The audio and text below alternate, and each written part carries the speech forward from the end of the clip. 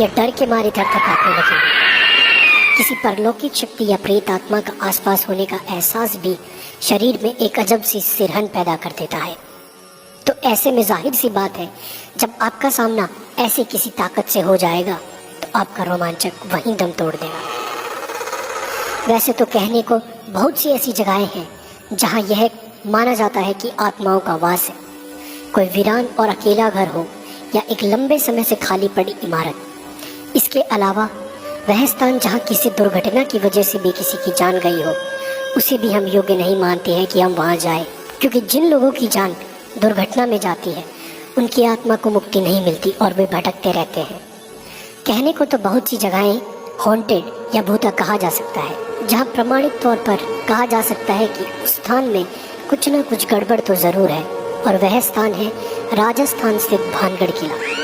यह वह स्थान है जिसे पुरातत्व वैज्ञानिकों ने सामान्य नहीं माना है। तभी तो राज्य सरकार द्वारा भानगढ़ किले के चारों तरफ व बाहर चेतावनी के तौर पर एक बोर्ड लगा हुआ है, जिसमें साफ साफ लिखा है कि सूर्य उदय होने से पहले और सूर्यास्त के बाद कोई भी इस किले में नहीं रुकेगा और नहीं आएगा। तो आखिर भानगढ़ में ऐसा क्या है जो आम जन को वहां रात के समय जाने से रोकता है? अगर कुछ है तो उसके पीछे क्या कारण है? हालांकि कोई भी पुख्ता तौर पर वहां घटने वाली दुर्घटना का कारण नहीं बता पाया, लेकिन स्थानीय लोगों के बीच प्रचलित है कुछ कहानियां जो साबित करती है कि वहां कुछ ना कुछ तो जरूर हो सकता है। लोगों का मानना है कि बहुत समय पहले इस स्थान पर रत्नावती नाम की बहुत सुंदर राजकुमारी रहती थी, जिस पर काला जादू करने वाले तांत्रिक की कुदृष्टि थी। तांत्रिक ने अपने जादू से राजकुमारी को वश में करके उसका शारीरिक शोषण किया, लेकिन एक दुर्घटना के चलते उस तांत्रिक की मृत्यु हो गई और आज भी उस तांत्रिक की आत्मा वहाँ भटकती रहती है। तांत्रिक के श्राप के अनुसार वह स्थान कभी भी बच नहीं सका। वहाँ रहने वाले लोगों की मृत्यु हो जाती है, लेकिन उनकी आत्मा को मुक्ति नहीं मिलती है। प्रचलित कहानी के अनुसार सिंधु देवड़ा महल के पास स्थित पहाड़ पर तांत्रिक क्रियाएं करता था। वह रानी रत्नावती के रूप पर आसक्त था। एक दिन भानगढ़ के बाजार में उसने देखा कि रानी की एक दासी रानी के लिए केश तेल लेने आई है। सिंधु देवड़ा ने उस तेल को अभिमंत्रित कर दिया कि वह तेल जिस पर भी लगेगा उससे वह तेल उसके पास ले आएगा। कहते हैं कि रानी ने जब तेल को देखा तो वह समझ गई कि यह तेल सिंधु सेवड़ा द्वारा अभिमंत्रित है। तो कहते हैं कि रानी भी बहुत सिद्ध थी, इसलिए उसने पहचान कर ली और दासी से उस तेल को तुरंत फेंक देने को कहा। दासी ने उस तेल को एक चट्टान पर गिरा दिया। कहते हैं अभिमंत्रित तेल ने चट्टान को उड़ाकर सिंधु सेवड़ा की ओर रवाना कर दिया। सिंधु सेवड़ा ने चट्टान देखकर अनुमान लगाया कि रानी उस पर बैठकर उसके पास आ रही है।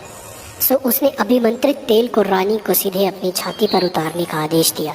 जब चट्टान पास आई तब तांत्रिक को असलियत पता चली, तो उसने आनन फानन में चट्टान उसके ऊपर गिरने से पहले भानगढ़ नगर उजड़ने का श्राप दे दिया और खुद चट्टान के नीचे दबकर मर गया। कहते हैं सिद्ध रानी को यह सब समझते देर न लगी और उसने तुरंत नगर खाली करने का आदेश दे दिया।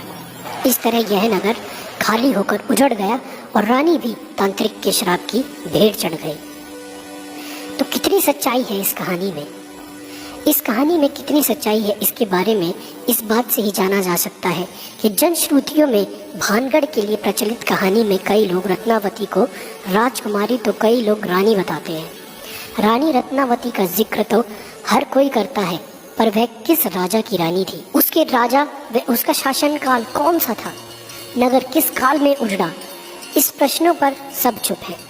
अक्सर लोग इस नगर व किले को 400 वर्ष पहले उजड़ा बताते हैं, पर किले में मिले विभिन्न राजाओं के शिलालेखों की तारीख देखने के बाद उसके उजड़ने की समय सीमा काफ़ी कम हो जाती है। पर बहरहाल बात चाहे जो भी हो, इस फोर्ट को या इस भानगढ़ के किले को अब भी लोग सबसे ज़्यादा डरावना मानते हैं।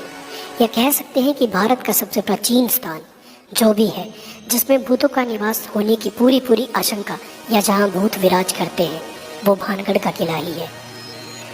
तो ऐसी ही और महत्वपूर्ण जानकारियों व यह वीडियो आपको कैसा लगा, हमें लाइक व कमेंट करके ज़रूर बताएं। धन्यवाद।